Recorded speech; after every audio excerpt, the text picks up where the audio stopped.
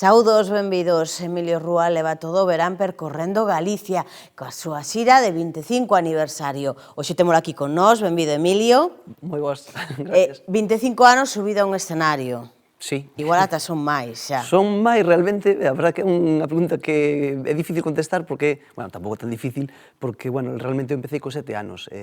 Claro, cando me plantexei que celebrar, non, 25 anos ou 40 algo, pois, evidentemente, os 25, porque dende que empecé a gravar o primeiro disco, pois, bueno, ten un sentido máis orientado á figura que son hoxe, digamos, non? Que de cantautor, entonces, dende aí, pois, ata hoxe, pois, 25 anos. 25 anos no que fuches evolucionando, diferentes traballos musicais. De feito, a última vez que nos sentamos aquí presentabas o último disco, un disco moi especial, non? Que tamén está sonando estes días neses concertos. Sí, dende logo que sí. Home, son xa moitos traballos, porque son 12 discos entre libros e discos, non? Que tamén hai libros de poesía, que tamén editei con formato disco. Claro, son, bueno, moitas cancións que despois a hora de facer o directo, pois te plantexas cales non, pero bueno, vas hilvanando pois a medida de que vas tamén, creo que crecendo como músico, vas facendo un repertorio que crees máis digamos, específico para os concertos, non? Pero ao final sí que é verdade que sempre hai unhas cantas cancións que as que canto sempre, porque eso supoño que lle pasará a todos os artistas que teñen cantalas porque lles gustan ou porque o público o mellor as identifica máis, non? Entonces, bueno, pues é difícil recoller nun concerto tantas cancións, non, en tantos discos, pero bueno, fais na medida do posible un compendio daquelas que un máis lle gusta, non? É un pouco como a típica pregunta de a que fillo queres máis. Ten que ser complexo. Varías o repertorio dun concerto a outro dependendo tamén do público? Sí, vexo que dependendo de tipo de persoas podan acceder, pois sí que a veces cambio algunha canción. Por exemplo, hai xente que a mellor recoñece cancións máis, por exemplo, versións ou adaptacións que suelo facer, de Andrés do Barro, por exemplo, ou as típicas cancións galegas como a Carolina ou Miudiño, pois dependendo do que público, pois sí que a mellor elixo, pero realmente ao final o público cando se senta a un concerto, pois está atento ao que ten frente, eu creo que acepta calquer tipo de canción, sempre que este ben feita, claro, evidentemente, eso xa. Para estar 25 anos subíndose un concerto ano tras ano e emperrado en que ten que ser, hai que estar moi convencido, hai que leválo moi dentro. Eu creo que sí, dende logo que sí, porque na vida do artista non é todo color de rosas, como a veces quixeramos, non? Pero, sobre todo nestes tempos, cada vez parece que a mí me resulta máis extraño ese mundo de color de rosas. Será por a bagaxe que levo dende pequeno, non? Facendo música, sobre todo sempre centrado no mundo rural, un mundo do que veño, e un mundo no que tamén me movo bastante. Pois claro, subirse ano tras ano aos concertos oblígate a, non sei, seguramente a aceptar moitas cousas que o mellor outros artistas non aceptarían, non? Pero sí que realmente eu me sinto moi cómodo da forma da que desarrolla a miña carreira musical. Non estou para nada arrepentido de nada, e sobre todo dou gracias porque cada día vou a sitios pequenos ou máis grandes que me sinto como na casa, e iso é impagable, polo menos para min. Si puderas falar con ese Emilio que hai 25 anos empezaba cos seus primeiros discos, algún consello? Ou algo que lle dirías no por aí, no? Sí, pero tamén de todo se aprende desos errores, non errores, ou a veces cando empezas eres máis inocente, evidentemente, aínda que eu realmente moitas veces digo, pero parece que non perdín a inocencia que tiña, porque me pasan a veces cousas que digo, isto pasaría a un rapada, pero a ti, pero bueno, de todo hai que aprender. Eu creo que chegados a este momento podo mirar para atrás e podría decir, púdeme ir a, por exemplo, decir algo, a Madrid ou a Barcelona a desarrollar a miña carreira musical, porque tiña creo que cualidades para facelo, compuña, por exemplo, en castelán, para poder facer unha carreira en castelán, pero decidín automáticamente no primeiro disco apostar por a miña lingua en primeiro lugar, porque eu son galego falante, son daqui. Decidín facelo así.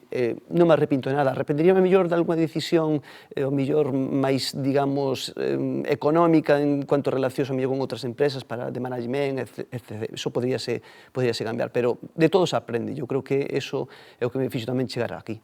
esa aposta polo galego, pola música da terra, foi firme desde o principio, inda que foi evolucionando tamén en todos estes anos. Sí, desde logo. Eu apostei porque vin naquel momento, no ano 2000, había un baleiro enorme no que era a canción de autor editada discográficamente, non?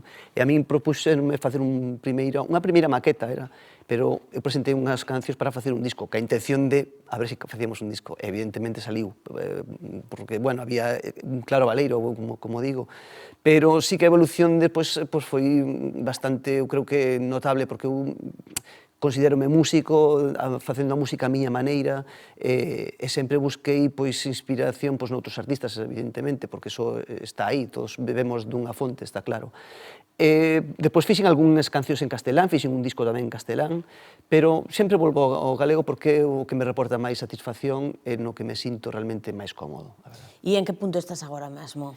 Pois de facer un traballo novo, seguramente, para o ano, porque teño moito material para poder editar, pero como hoxe en día cambiaron as fórmulas, cambiaron ou están cambiando, pois parece que temos que ir por outros derroteiros, pero eu, claro, empecé nesto no mundo discográfico entendendo un traballo como un compendio de 10, 15, 20 ou 36 cancións, como fixen algún disco. Claro, eu controlo ese mundo do que veño. A mí facer unha canción e enseñar o millor de mí nunha canción solo a mí non me vai, porque non creo que un artista é algo máis que unha canción. Ahora funciona así. Sí. Escoitamos un artista, presenta unha canción. Sí. Escoitamos esa canción e ao cabo duns meses presenta outra canción, non? E cando te das conta, dices, pero que non era un disco novo. O disco sairá... Sí, non acabo de entender si sai o disco ao final, porque moitas veces me imagino que moitos artistas non sei se farán acabando sacando un disco para non sei, promocionar, porque xa promocionaron as 11 cancións antes. Bueno, supoño que tamén aínda queda algo de venta ou esperanza para que a xente se faga cun disco, non? Bueno, hai outros formatos, como os pendrives ou o disco de vinilo, que tamén ten bastante tirón, pero, bueno, son outros tempos que estamos a vivir. Eu resisto un pouquiño, non moito, pero sí que me resisto, porque se non te resistes, que é o que che queda, non? Cal é a túa relación co público? Pois eu son moi directo, realmente. Tamén é verdade que os meus concertos, como desde fai moito tempo, son bastante cercanos. Ao final adoptei por un formato que eu, ca guitarra, vou a sitios máis ben pequenos, nos que ao mellor podes ter 100 personas sentadas en unhas sillas, e é moi directo. E iso é como estamos ahora mesmo, como de ti a ti. Son concertos moito máis íntimos, non? Sí, eu creo que directos, aínda que teñen a súa enerxía, digamos, a veces visceral, porque eu sempre defendín que a miña mellor forma de dirixirme ao público era en solitario. Ademais, fixe moitos concertos con banda, con outras formacións, teño outra formación tamén para bandas de música que sigo facendo hoxe en día, para bandas municipais, que funciona tamén moi ben, pero ao final eu sempre acabo indo ao rego de eu en solitario.